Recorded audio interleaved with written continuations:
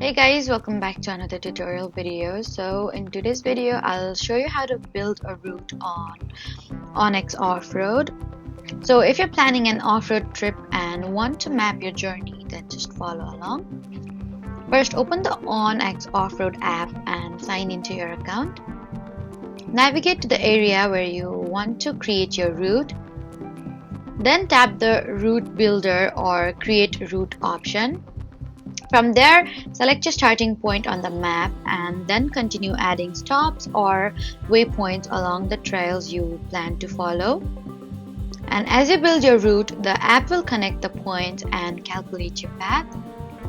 You can zoom in to make more precise adjustments and drag points if you want to follow a different trail. And once you're happy with the route, give it a name and save it to your account. If you'll be traveling somewhere without mobile coverage, then download the offline maps before leaving. And when you're ready to drive, simply open your saved route and begin navigation. So that was how to build a route on onX Offroad. Please don't forget to like, comment, and subscribe for more helpful tutorials. Thank you for watching.